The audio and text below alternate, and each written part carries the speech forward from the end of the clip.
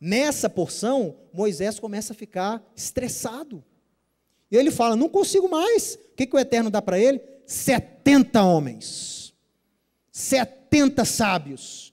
E Deus fala com ele, coloca esses 70 ao redor da tenda da congregação. E eu vou fazer o seguinte, diz o Eterno, eu vou tirar um pouco do seu espírito, e eu vou dividir o seu espírito entre os 70. E os 70 vão te ajudar a conduzir e resolver essas questões. E fez isso. Veio a nuvem, e de repente os 70 começaram a, navar. Na sua Bíblia está traduzido como profecia. E diz que quando eles receberam essa porção do Espírito de Moisés, a primeira coisa que eles fizeram foi o quê? Profetizar. E tinham 2 atrasados lá que não chegaram até a reunião, ficaram para trás. Ficaram no arraial, esqueceram que tinham que estar lá. Estavam na lista, mas esqueceram, ficaram para trás.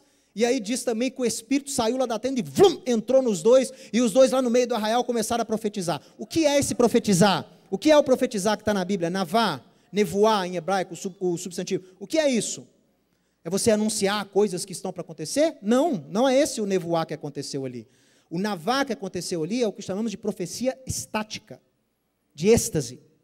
É o que você conhece como falar em línguas. É isso que aconteceu. E quando a Bíblia fala assim, e foram cheios do Espírito e profetizaram. Esse profetizar não é você falar palavras entendíveis. Esse profetizar que esses 70 receberam, que Saul recebeu quando foi buscar lá, consultar o profeta. Isso aí tudo é profecia estática, isso é glossolalia, isso é falar em línguas. O original, né? É o original. Não estou falando que o que você vê hoje aí é o profetizar dos 70 de Israel, mas o fenômeno existe. A pessoa fica tão cheia do Espírito de Deus que o intelecto não consegue traduzir em palavras tudo aquilo que ela está sentindo. Ela é tão cheia da presença de Deus que a linguagem se torna obsoleta. Então o sujeito abre a boca e ele fala motivado por esse encher, onde a linguagem já perdeu a importância. A linguagem não consegue traduzir tudo aquilo que ele está sentindo. Então ele emana sons, ele emana palavras que não são compreensíveis, que não estão em idioma algum. São palavras inexplicáveis, mas motivadas pelo Espírito do Eterno. Se uma outra pessoa também estiver cheia do Espírito do Eterno, às vezes, esta pessoa conseguiu o quê? Entender, ela conseguiu interpretar. Mas não se falava línguas conhecidas. Quando alguém profetizava, ou quando alguém falava em línguas, não era um falar em línguas existentes. Era um falar, o que os gregos chamavam de língua dos anjos, não é? Os gregos chamavam o hebraico de língua dos anjos. Então, eles falavam, não em hebraico, mas eles falavam em línguas estranhas. O mesmo fenômeno ocorreu lá em Atos 2. Você sabia que aqueles que estavam lá no templo, que foram cheios do Espírito, igualzinho os 70, eles não falavam em línguas conhecidas? Por que eu sei disso? Lucas é muito detalhista. Quem estava lá e não estava na mesma unção, não havia recebido aquele poder de Deus, chegava perto, ouvia às 9 da manhã um sujeito balbuciando e falava o quê? Estão embriagados. Então, quer dizer, você tem 2 judeus e um terceiro falando em língua na minha frente. Um fala assim, está embriagado, não está falando coisa com coisa. O outro falava, mas como é que eu entendo o que ele está falando? Como é que ele está falando das grandezas de Deus? Porque esse estava na mesma unção. Vocês estão entendendo? Esse estava na mesma unção. O outro que estava do lado, estava só ouvindo. Não faz sentido, está bêbado. Blá, blá, blá, blá, não está falando nada com nada. Vocês estão entendendo? E este falar, todos os que estavam ali de nações diferentes e que foram cheios desse Espírito, entenderam na sua própria linguagem. É um fenômeno. O fenômeno espiritual é tanto o que fala, quanto o que entende. Isso é um dom. Por isso você tem um dom de línguas e um dom de interpretação de línguas. Mateus, mas existe pelo encher da unção de Deus, um sujeito falar uma língua conhecida sem nunca ter estudado? Claro que existe. Existe também. Você tem também esse fenômeno. Você já viu? Eu já vi também a pessoa falando inglês sem nunca ter estudado inglês. É um fenômeno, existe também. Mas o que a gente conhece como o dom de línguas estranhas, por isso que é a palavra estranha. Língua estranha não é língua conhecida. Língua estranha é o quê? É essa língua, essa linguagem espiritual. É uma linguagem que a psicologia chama de glossolalia. Você é tão cheio do Espírito de Deus que você não consegue traduzir com a linguagem o que você está sentindo. Tá? Da mesma forma que o Espírito de Deus provoca isso, espíritos das trevas provocam a mesma coisa.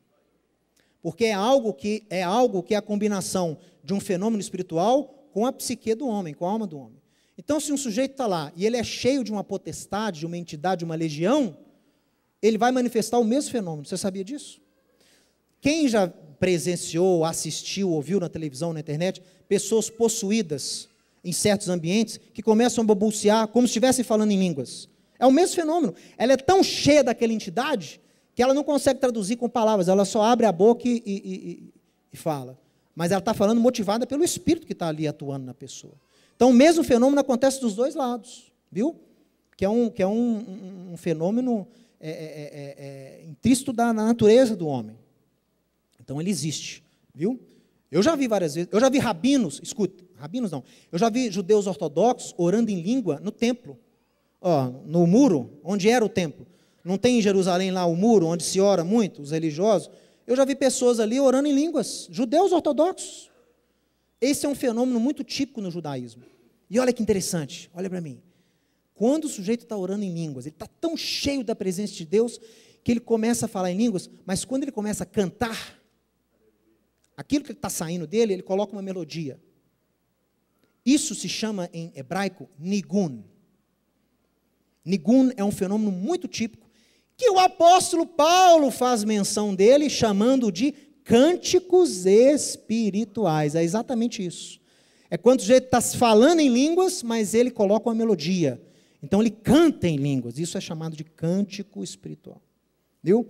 Só um adendo, né? Não quer falar. Há uma palavra que eu já falei só sobre isso, glossolalia, você pode pesquisar no YouTube, mas só para dar uma explicação para você do que aconteceu aqui.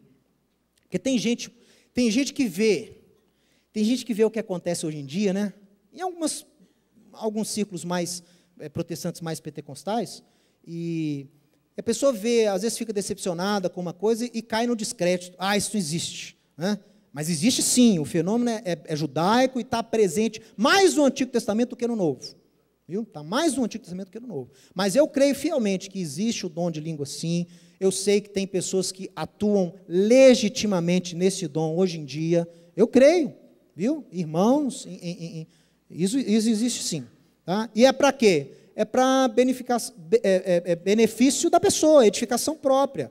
Quando há uma tradução, beneficia-se o quê? Todos. Mas geralmente o orar em línguas beneficia quem ora. Não tem a intenção de abençoar outras pessoas, não. Por isso que Paulo ordena, né? Apareceu um sujeito lá orando em línguas na Querrilá, na congregação, que haja intérprete. Senão ele fica sentado, ora na casa dele. Mas para ele fazer isso em público, tem que ter um intérprete para poder abençoar as outras pessoas.